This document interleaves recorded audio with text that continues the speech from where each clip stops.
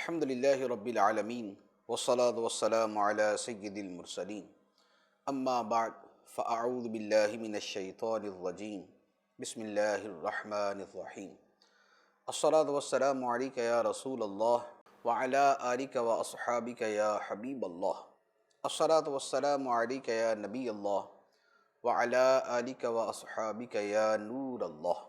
فیضان قرآن کے سلسلے میں حاضر ہیں اور آج سورۃ الملک کی ابتدا سے قرآن پاک کا درس سنیں گے۔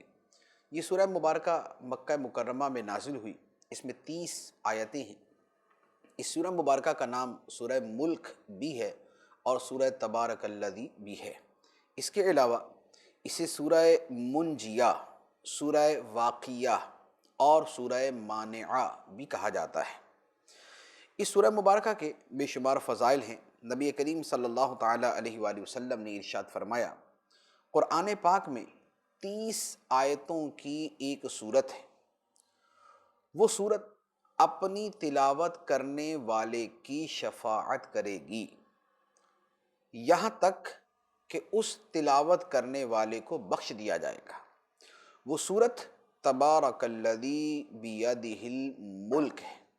تو یہ اس سورہ مبارکہ کی فضیلت ہے کہ اس میں اس کی تلاوت کرنے والے کی قیامت کے دن شفاعت ہوگی، اور اسی طرح اس سورہ مبارکہ کی یہ بھی فضیلت بیان کی گئی ہے کہ جو شخص روزانہ رات کو اس سورت کی تلاوت کرے گا، اللہ تبارک و تعالی اس سے عذاب قبر سے نجات عطا فرمائے گا۔ تو یہ بڑی پیاری سورت ہے۔ اس سورہ مبارکہ کی تلاوت اور خصوصاً رات کو اس کی تلاوت کرنا اپنے معمولات میں شامل کر لیجئے، انشاءاللہ عز و جل عذاب قبر سے نجات ملے گی۔ سورہ مبارکہ کی ابتدا ہوتی ہے بسم اللہ الرحمن الرحیم، تبارک الذی بیدہ الملک وہو علی کل شیء قدیر۔ بڑی برکت والا ہے وہ جس کے قبضے میں ہی ساری بادشاہی ہے اور وہ ہر چیز پر خوب قادر ہے۔ یہ اللہ تبارک و تعالیٰ کی صفت بیان فرمائی کہ وہ بڑی برکت والا ہے، بڑی برکت والی ذات ہے اس کے دست قدرت میں، اس کے قبضے میں ساری بادشاہت ہے، ہر شے پر وہ قادر ہے۔ آگے ارشاد ہوتا ہے الذی خلق الموت والحیاۃ لیبلوکم ایکم احسن عملا وہو العزیز الغفور۔ وہ جس نے موت اور زندگی کو پیدا کیا تاکہ تمہاری آزمائش کرے کہ تم میں کون زیادہ اچھے عمل کرنے والا ہے، اور وہی بہت عزت والا، بہت بخشش والا ہے۔ یہ اللہ تبارک و تعالی نے زندگی اور موت کے پیدا کرنے کا مقصد بیان فرمایا۔ مقصد یہ بیان فرمایا کہ زندگی اور موت اس لیے پیدا کی تاکہ تمہاری جانچ ہو، تمہاری آزمائش ہو کہ تم میں کون اچھے عمل کرتا ہے اور کون برے عمل کرتا ہے۔ یہاں بطور خاص صرف اچھے عمل کو بیان فرمایا تاکہ یہ واضح ہو جائے کہ اصل مقصود یہ ہے کہ تم اچھے عمل کرو۔ زندگی پیدا کرنے کا اصل مقصد یہ ہے کہ تم اچھے عمل کرو۔ برے عمل کرتے ہو تو تم وہ خلاف مقصد چلتے ہو، ورنہ اللہ تبارک و تعالیٰ تو یہ چاہتا ہے، اسے یہ پسند ہے کہ تم اچھے اعمال کرو۔ اور یہ مضمون جو ہے کہ اللہ تعالیٰ نے زندگی موت کو پیدا کیا، انسانوں کو پیدا کیا، اور اس کا مقصد امتحان ہے، آزمائش ہے، اسی لیے دنیا کو دار العمل اور دار الامتحان کہا جاتا ہے۔ تو یہ اور بھی بہت ساری آیات کے اندر مضمون بیان ہوا۔ آگے ارشاد ہوتا ہے الذی خلق 7 سماوات طباقا ما تری فی خلق الرحمن من تفاوت فارجع البصر هل تری من فطور ثم ارجع البصر کرتین ینقلب الیک البصر خاسئا وہو حسیر۔ وہ جس نے ایک دوسرے کے اوپر 7 آسمان بنائے، اے بندے تو رحمان کے بنانے میں کوئی فرق نہیں دیکھے گا، پس تو نگاہ اٹھا کر دیکھ، کیا تجھے کوئی رخنہ نظر آتا ہے؟ پھر دوبارہ نگاہ اٹھا کر دیکھ، نگاہ تیری طرف ناکام ہو کر تھکی ماندی پلٹ آئے گی۔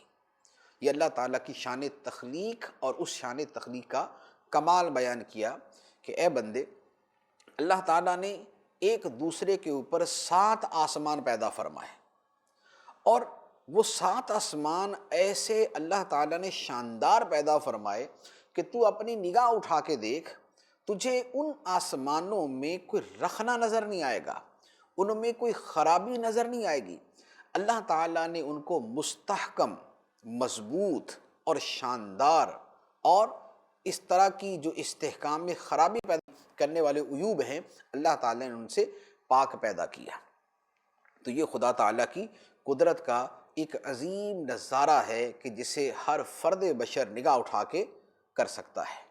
جو بھی انسان اللہ تعالیٰ کی قدرت کو دیکھنا چاہے تو اسے کوئی بہت دور جا کے سوچنے کی حاجت نہیں، وہ اپنے وجود کو دیکھے تو خدا کی قدرت کے نظارے نظر آتے ہیں، وہ زمین کو دیکھتا ہے تو خدا کی قدرت کا نظارہ کرتا ہے، وہ آسمانوں کو دیکھتا ہے تو اللہ تعالیٰ کی قدرت کے شاہکار اس کی آنکھوں کے سامنے نظر آنا شروع ہو جاتے، واضح ہو جاتے ہیں۔ گویا اللہ تعالیٰ کے وجود پر دلالت کرنے والی نشانیاں، اس کے وجود اور اس کی قدرت پہ دلالت کرنے والی علامات اور نشانیاں کائنات کے اندر بکھری پڑی ہیں، اس لیے وہ اتنا ظاہر ہے کہ اس سے ظاہر کوئی نہیں، اور وہ اتنا باطن ہے کہ اس سے باطن کوئی نہیں۔ وہ اتنا ظاہر ہے کہ ذرہ ذرہ اس کے وجود کی گواہی دیتا ہے، اور وہ اتنا باطن ہے کہ ساری زندگی دنیا کی ساری عقلیں جمع کر کے بھی سوچ لیا جائے تو اللہ تعالیٰ کی حقیقت تک بندے کا دماغ پہنچ ہی نہیں سکتا۔ اس لیے ہمیں اللہ تعالیٰ نے ایک بڑا خوبصورت حکم عطا فرمایا نبی پاک صلی اللہ علیہ وسلم کی زبان مبارک سے کہ اللہ تعالیٰ کی ذات میں غور نہ کرو، اللہ تعالیٰ کی ذات میں غور نہ کرو کہ وہ تمہاری عقل میں آ ہی نہیں سکتی۔ اس لیے ہم اللہ تعالیٰ کے صفات کے مظاہر میں غور کرتے ہیں، ہم قدرت کی علامات اور نشانیوں اور اس کے مظاہر میں غور کرتے ہیں تو اللہ تعالیٰ کی معرفت کا کچھ حصہ ہمیں نصیب ہو جاتا ہے۔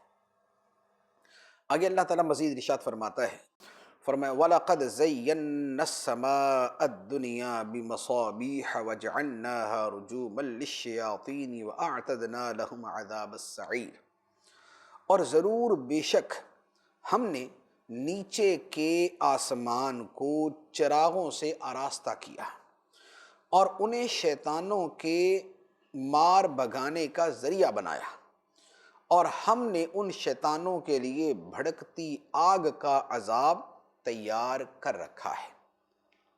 ستارے اللہ تعالیٰ نے پیدا فرمائے اور ان کی پیدائش کے مختلف مقاصد ہیں، مختلف حکمتیں ہیں۔ اللہ تعالیٰ نے یہاں پر 2 حکمتیں بیان فرمائیں۔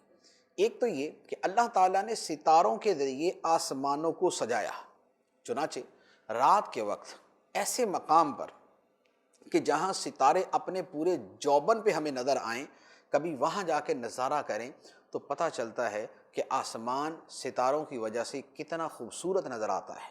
ہم عام طور پہ شہروں میں رہتے ہیں، شہروں میں گرد و غبار ہے، دھواں ہے اور فضائی آلودگی ہے، جس کی وجہ سے ستارے بڑے مدھم سے نظر آتے ہیں، لیکن کبھی کسی دور گاؤں میں، کسی جنگل میں، کسی دریا کنارے علاقے میں جائیں جہاں پر ذرات نہ ہو مٹی کے، جہاں پر گرد و غبار نہ ہو، جہاں دھواں نہ ہو، وہاں پر کبھی رات کے وقت آسمان کا نظارہ کریں تو آپ یقین کیجئے کہ بے اختیار بندہ پکار اٹھتا ہے، سبحانک ما خلقت ھذا باطلا، اے اللہ تو پاک ہے، تو نے یہ سب کچھ بیکار پیدا نہیں کیا، فضول پیدا نہیں کیا۔ آسمان اس قدر حسین نظر آتا ہے، اس قدر حسین نظر آتا ہے جب آدمی حقیقت میں ستاروں سے بھرا ہوا آسمان دیکھتا ہے کہ عقل ششدر رہ جاتی ہے، انسان دنگ رہ جاتا ہے۔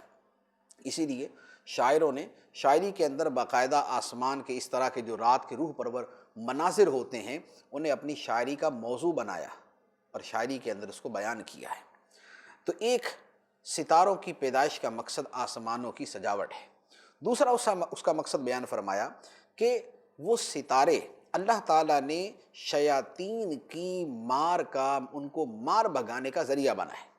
چنانچہ شیاطین آسمانوں کی طرف بلند ہوتے تھے فرشتوں کی باتیں سننے کے لیے، تو اللہ تبارک و تعالیٰ ان ستاروں سے چنگاریاں ان پر پھینکتا اور وہ ان چنگاریوں سے وہ شیاطین بھاگ جاتے تھے۔ تو یہ اللہ تبارک و تعالیٰ نے ان ستاروں کے دوسرے مقاصد بیان فرمائے۔ ہماری زبان میں اسے شہاب ثاقب بھی کہا جاتا ہے، قرآن پاک کے بھی الفاظ ہیں فَأَتْبَعَهُ شِهَابٌ ثَاقِبٌ، لیکن شہاب ثاقب ضروری نہیں کہ ہمیشہ اسی وجہ سے ہی ٹوٹتے ہوں۔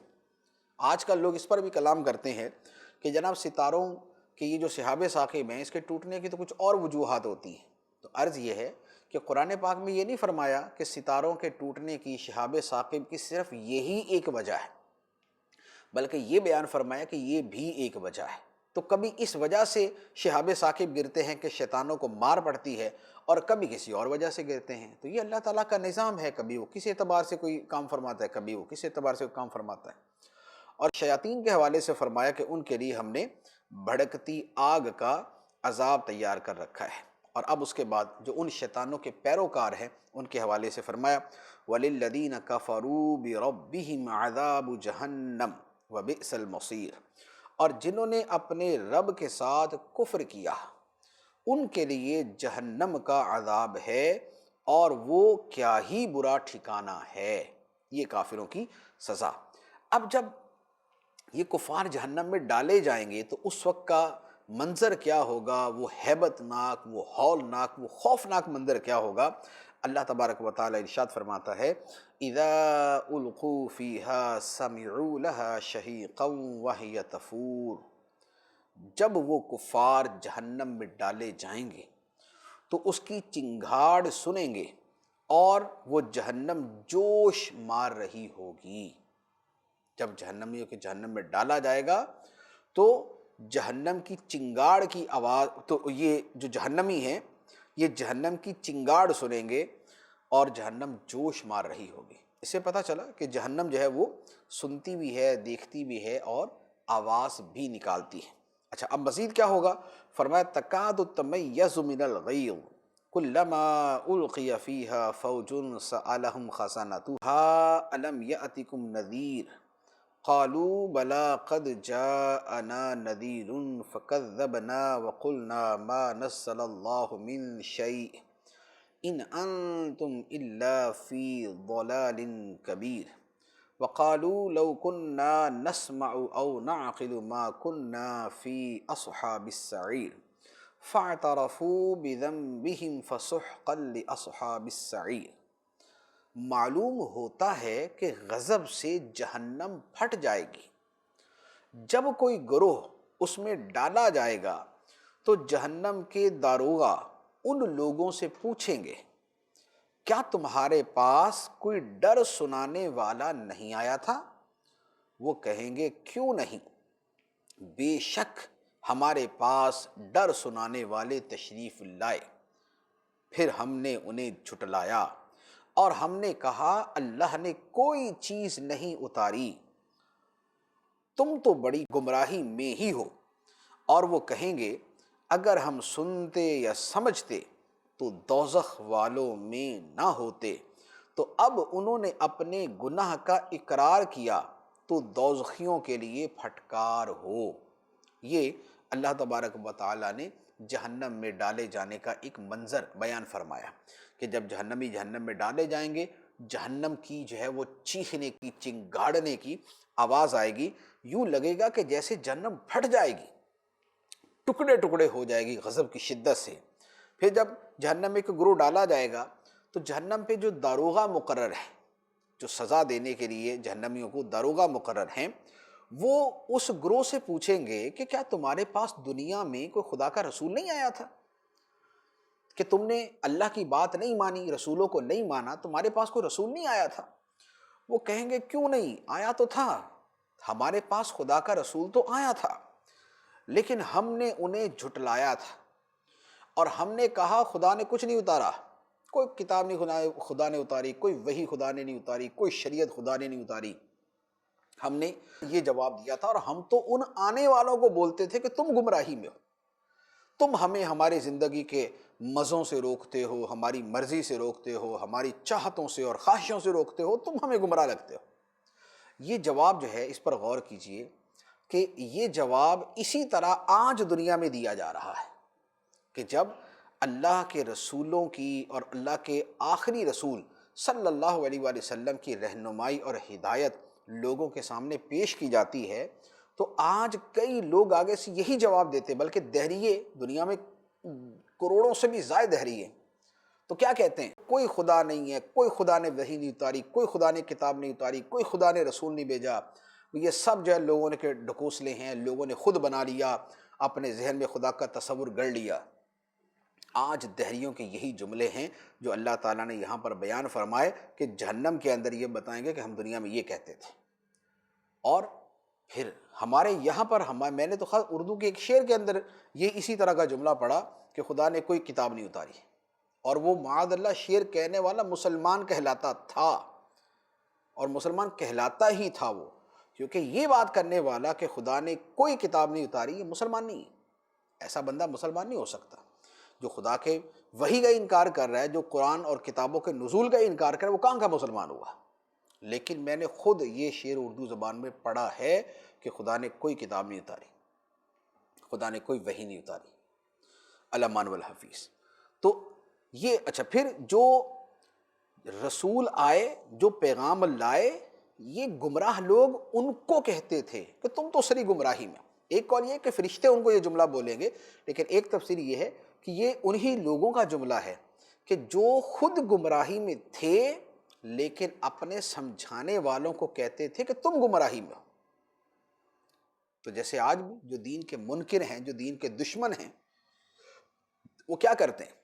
وہ دینداروں کو، وہ مسلمانوں کو، وہ مسلمان علماء کو کہتے ہیں کہ تم گمراہی میں پڑے ہو، تم غلط راہ پہ چل رہے ہو۔ یہ دنیا تو موج مستی کی ہے، عیش کی ہے، مزوں کی ہے، خواہشات پہ چلنے کی ہے، ذہانت عقل استعمال کرنے کی ہے۔ تم کن باتوں کی طرف ہمیں لگاتے ہو کہ زہد اختیار کرو، قناعت اختیار کرو، مرنے کے بعد اٹھنا ہے، حساب دینا ہے۔ بھئی یہ زندگی تو ہمیں موج اڑا لینے دو۔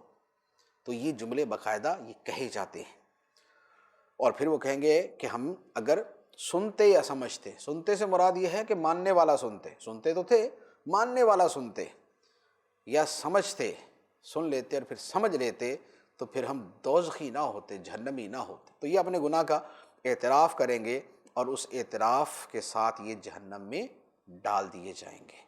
اب آگے ارشاد ہوتا ہے، اب ان لوگوں کا بیان کہ جو خدا سے ڈرنے والے ہیں۔ ارشاد ہوتا ہے، ان الذین یخشون ربہم بالغیب لہم مغفرۃ واجر کبیر۔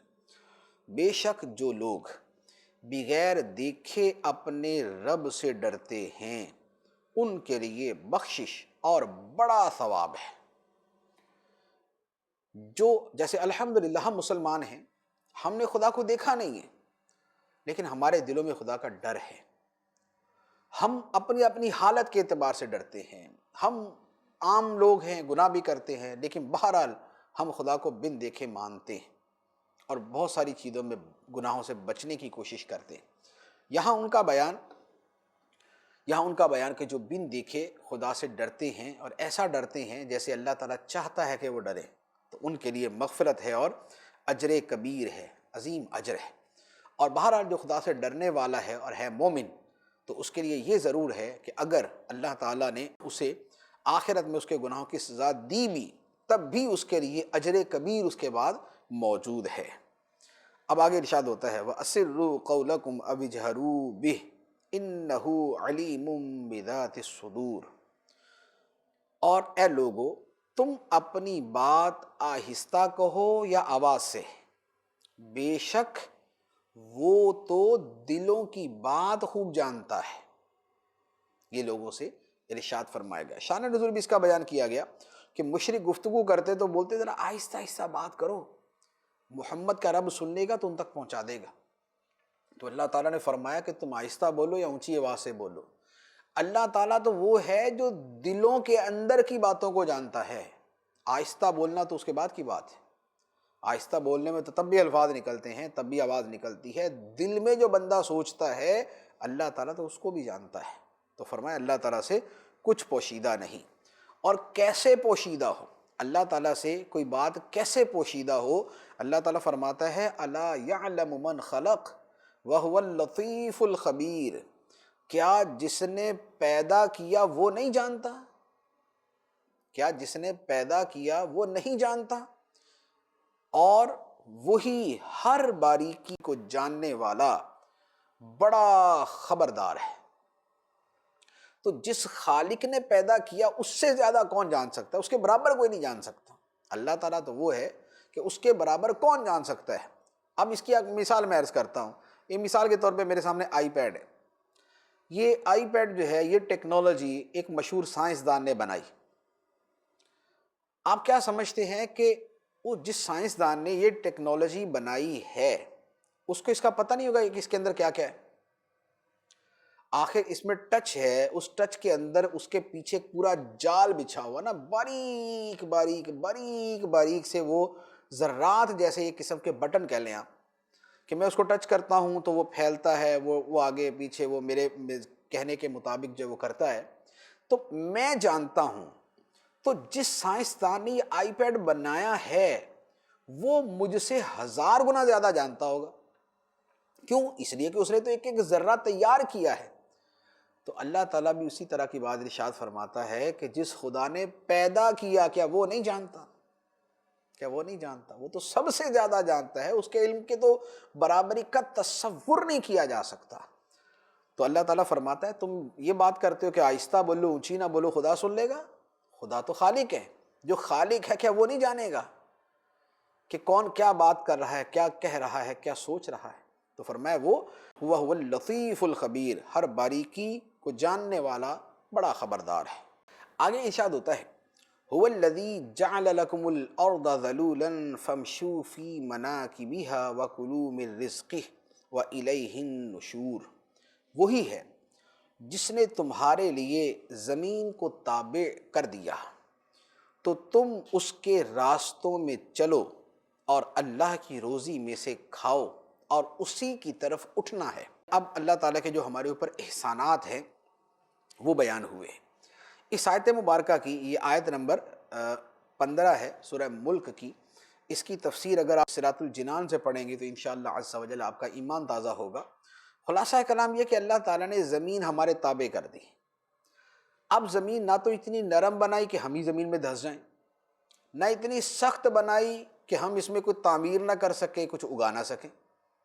اللہ تعالیٰ نے ہمارے تابع کر دی ہے کہ ہم اپنی مرضی سے زمین میں لاکھوں تصرفات کرتے ہیں، ہم کروڑوں بلڈنگز بناتے ہیں، ہم نہریں کھودتے، کنویں کھودتے ہیں، اس میں سے چشمے نکلتے، کانیں نکلتی، کانوں میں سے جو ہے وہ معدنیات نکلتی ہیں، اور نہ جانے کیا کیا نظام ہے جو اس زمین کے ذریعے ہم چلا رہے ہیں۔ کیوں؟ اس لیے کہ اللہ تعالیٰ نے اس زمین کو ہمارے تابع کیا ہو۔ اگر وہ اس زمین کو ہمارے تابع نہ کرتا ہم کچھ بھی نہ کر سکتے۔ اسے پہاڑ کی طرح سخت بنا دے تو کچھ کام تو ہم کر لیں، کچھ بالکل نہ کر سکیں۔ اب آگے ارشاد ہوتا ہے أَأَمِنْتُم مَّن فِي السَّمَاءِ أَن يَخْسِفَ بِكُمُ الْأَرْضَ فَإِذَا هِيَ تَمُورُ أَمْ أَمِنْتُم مَّن فِي السَّمَاءِ أَن يُرْسِلَ عَلَيْكُمْ حَاصِبًا فَسَتَعْلَمُونَ كَيْفَ نَذِيرِ۔ اے لوگو، کیا تم اس اللہ سے بے خوف ہو گئے جس کی سلطنت آسمان میں ہے؟ اس بات سے بے خوف ہو گئے کہ وہ تمہیں زمین میں دھسا دے تو وہ زمین اچانک کانپنے لگے، یا تم اس سے بے خوف ہو گئے جس کی سلطنت آسمان میں ہے، اس بات میں بے خوف ہو گئے کہ وہ تم پر پتھراؤ بھیجے تو تم جلد جان لوگے کہ میرا ڈرانا کیسا تھا۔ یہ اللہ تعالیٰ سے بے خوف ہونے سے منع کیا گیا۔ خدا تعالیٰ سے بے خوفی حرام، کفر کی صورت بھی ہو سکتی ہے، لیکن خدا سے بے خوف ہونا حرام ہے۔ اللہ تعالیٰ فرماتا ہے کہ وہ چاہے تو تمہیں زمین میں دھسا دے اور چاہے تو تم پہ پتھر برسا دے، تو کیا تم خدا سے بے خوف ہو؟ تو خدا سے بے خوفی نہیں ہونی چاہیے، خدا کی خفیہ تدبیر سے بے خوفی نہیں ہونی چاہیے۔ آگے ارشاد ہوتا ہے وَلَقَدْ كَذَّبَ الَّذِينَ مِن قَبْلِهِمْ فَكَيْفَ كَانَ نَكِيرٌ، اور بے شک ان سے پہلے لوگوں نے جھٹلایا تو میرا انکار کیسا ہوا۔ پہلے لوگوں نے بھی اللہ تعالیٰ کو جھٹلایا تو خدا کا انکار کرنا کیسا ہوا، یا جو خدا نے ان کی گرفت فرمائی وہ کیسی ہوئی۔ اب دوبارہ قدرت خداوندی کا بیان ہے۔ فرمایا اولم یروا الی الطیر فوقہم صافات ویقبضن ما یمسکہن الا الرحمن انہ بکل شیء بصیر، اور کیا انہوں نے اپنے اوپر پر پھیلاتے ہوئے اور سمیٹتے ہوئے پرندے نہ دیکھے؟ انہیں رحمان کے سوا کوئی نہیں روکتا، بے شک وہ ہر چیز کو خوب دیکھنے والا ہے۔ آسمانوں میں جو فضا ہے اس میں پرندے جو ہے وہ اڑتے ہیں، اور دو طرح اڑتے ہیں، پروں کو پھیلا کے بھی اڑتے ہیں اور پروں کو سمیٹ کے بھی اڑتے ہیں۔ آپ نے دیکھا ہوگا بعض اوقات ایک پرندہ لمبی سی جو ہے وہ ڈائیو کرتا ہے تو اس میں اس نے اپنے پر سمیٹے ہوتے ہیں لیکن وہ اڑتا جاتا ہے ہوا کے اندر۔ یہ جو پرندوں کا پروں کو پھیلانا اور ان کو سمیٹنا اور پھر یوں اڑنا، یہ کیسے ہے؟ فرمایا کہ یہ بھی خدا کے کرنے سے ہے، ان کو آسمان میں یوں گرنے سے خدا نے روکا ہوتا ہے۔ اگر اللہ تعالیٰ نہ چاہے تو یہ سارے پرندے دھڑام سے زمین پہ آ جائیں۔ اللہ تعالیٰ نے ہی ان میں یہ صلاحیت پیدا کی تو یہ اڑتے ہیں۔ تو یہ جتنا بھی نظام ہے نا کہ یہ نیچے کوئی اوپر سے کوئی چیز نیچے کیوں آتی ہے، تو جی اس میں جو ہے وہ کشش ثقل کا دخل ہے۔ اچھا، پرندہ اوپر کیوں اڑتا ہے؟ اس لیے کہ وہ ہوا لطیف ہے، وہ اپنے پروں کو پھیلا کے اس جو ہے وہ جسم لطیف کے اوپر جو ہے وہ اپنی خاص ایک قوت اور اپنی جسامت کے اعتبار سے ان کے اوپر اڑتا ہے۔ یہ ساری چیزیں اپنی اپنی آپ جگہ رکھیں، ان سب کو تسلیم کر کے بھی ہم یہی کہیں گے کہ بھائی یہ ساری چیزوں کو پیدا کرنے والا ہے کون؟ پرندہ اگر ہوا میں اڑتا ہے تو اس کو پر کس نے دی ہے؟ اڑنے کی صلاحیت کس نے دی؟ اس کے اندر وہ قوت ارادہ کس نے پیدا کی؟ یہ ہوا یہ کس نے پیدا کی؟ ہوا بالکل بند ہو جائے تو پرندہ یوں کر کے نیچے آ جائے۔ ہوا کے اندر جو ایئر پاکٹس ہوتی ہیں، کبھی ہوائی جہاز اس کے اندر پھنس جائے تو وہ نیچے آ جاتا ہے۔ تو یہ اللہ تعالیٰ ہی کا نظام ہوتا ہے جس کی وجہ سے پرندے ہیں یا ہوائی جہاز ہے یا کچھ بھی ہے جو فضا میں اڑنے والی ہے، وہ اللہ تعالیٰ کے اسی نظام قدرت کے اندر ہی اور خدا کی قدرت اور مشیت کی وجہ سے ہی ہوا کے اندر اڑ رہے ہوتے ہیں۔ آگے ارشاد ہوتا ہے امن ھذا الذی ھو جند لکم ینصرکم من دون الرحمن ان الکافرون الا فی غرور۔ یا وہ کون سا تمہارا لشکر ہے جو رحمان کے مقابلے میں تمہاری مدد کرے گا؟ کافر صرف دھوکے میں پڑے ہوئے ہیں، خدا کے مقابلے میں کوئی کسی کی مدد نہیں کر سکتا۔ آگے ارشاد ہوتا ہے امن ھذا الذی یرزقکم ان امسک رزقہ بل لجوا فی عتو ونفور۔ یا کون ایسا ہے جو تمہیں روزی دے اگر اللہ اپنی روزی روک لے، بلکہ وہ کفار سرکشی اور نفرت میں ڈھیٹ بن گئے۔ رازق خدا ہے، اگر اللہ تعالیٰ اپنا رزق روک دے تو دنیا کی کوئی طاقت رزق نہیں دے سکتی۔ جو مؤثر حقیقی ہے، جو مسبب الاسباب ہے، وہ اللہ تعالیٰ ہے۔ اس لیے بعض اوقات آپ نے دیکھا ہوگا ایک آدمی ارب پتی، خزانوں کے ڈھیر ہیں، بینک پیسوں سے بھرے پڑے ہیں، دنیا جہان کی نعمتیں اس کے دسترخوان پر موجود ہیں، لیکن وہ ایک لقمہ اپنے منہ میں رکھ کے گلے سے نہیں اتار سکتا۔ ایسا ہوتا ہے یا نہیں ہوتا؟ آپ بہت سارے لوگوں کو جانتے ہوں گے، پیسہ ہے، نعمتیں ہیں، فوڈ ہے، کھانا ہے، سب کچھ ہے، کھا نہیں سکتا، اس لیے کہ اللہ تعالیٰ نے اس کھانے کو اس تک پہنچنے سے روکا ہوا ہے۔ زیادہ جب تک خدا اجازت نہیں دے گا وہ لقمہ اس کے گلے کے اندر سے نہیں اتر سکتا۔ تو یہ ہے، اگر اللہ تعالیٰ روزی روک لے تو پھر کوئی روزی جو ہے وہ تمہیں دے نہیں سکتا۔ اسی طرح اگر اللہ تعالیٰ اسباب روک دے تو اس کے بعد جو روزی ہے وہ بندے تک پہنچ ہی نہ سکے۔ کھانا جو ہے وہ روزی کی ایک مثال ہے، میں نے عرض کیا، ورنہ روزی کا اطلاق بڑا وسیع ہے۔ تو مؤثر حقیقی جو ہے وہ اللہ تعالیٰ ہی ہے۔ آگے ارشاد ہوتا ہے افمن یمشی مکبا علی وجہہ اہدی امن یمشی سویا علی صراط مستقیم۔ تو کیا وہ جو اپنے منہ کے بل اوندھا چلے وہ زیادہ راہ پر ہے یا وہ جو سیدھی راہ پر سیدھا چلے؟ ایک آدمی سیدھی راہ پہ سیدھا چل رہا ہے اور ایک آدمی منہ کے بل اوندھا چل رہا ہے، کبھی ادھر کبھی ادھر۔ تو فرمایا دونوں میں ٹھیک کون ہے؟ یقینی بات ہے کہ جو سیدھا چل رہا ہے اور سیدھے طریقے سے چل رہا ہے وہی ٹھیک ہے۔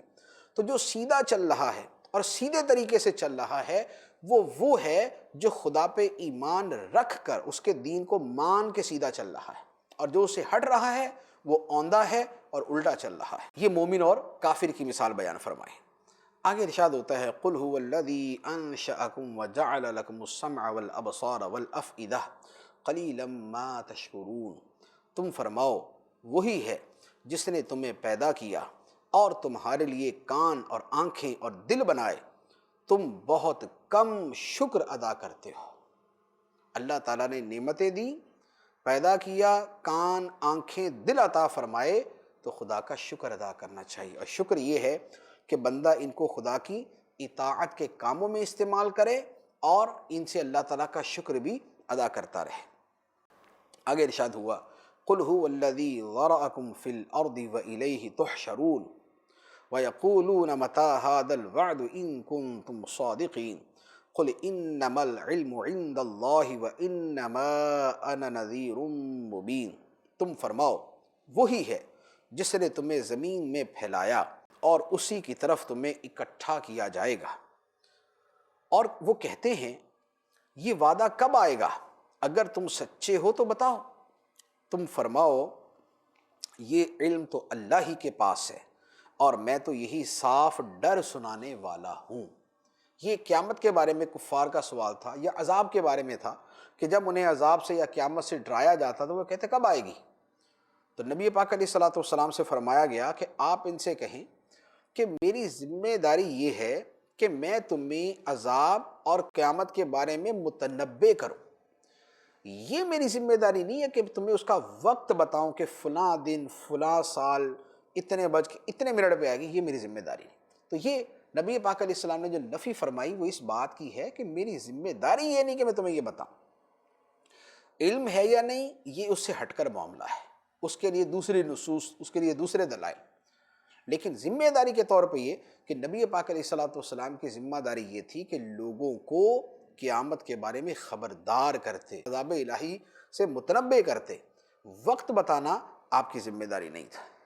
آگے ارشاد ہوا فَلَمَّا رَأَوْهُ زُلْفَةً سِیئَتْ وُجُوهُ الَّذِینَ كَفَرُوا وَقِیلَ هَٰذَا الَّذِی کُنتُم بِهِ تَدَّعُونَ، پھر جب وہ اسے قریب دیکھیں گے تو کافروں کے منہ بگڑ جائیں گے اور ان سے کہا جائے گا یہی ہے وہ عذاب جو تم مانگتے تھے۔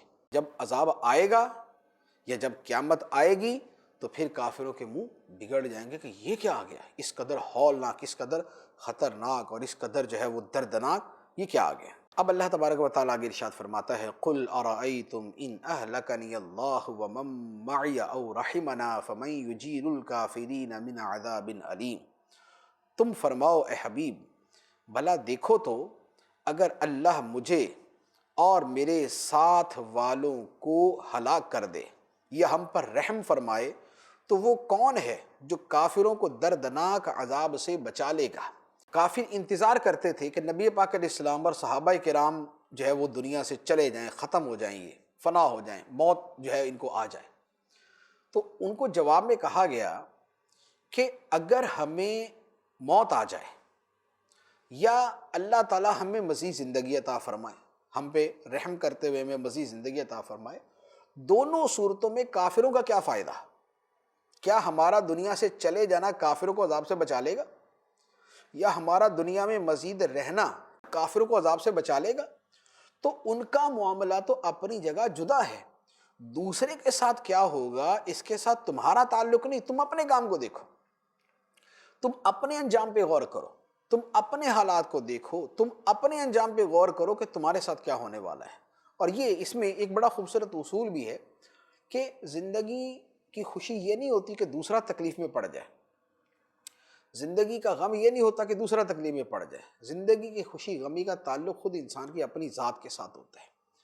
دوسرے کے عیبوں پر ہم زندگی گزار نہیں سکتے، ہاں ہم نے اپنے عیبوں سے جان چھڑانی ہوتی، تو دوسرے کے ساتھ جو ہے وہ نسبت کرتے ہوئے ہم اپنی جو ہے وہ چیزوں کو کمپیریزن کریں، اس کا فائدہ نہیں ہوتا۔ لہذا اپنی جو دینی اصلاح، اپنی جو دینی بہتری، اپنی جو دینی بھلائی، اپنی جو آخرت کی بہتری اور نجات ہے اس کے حوالے سے غور کرنا چاہیے۔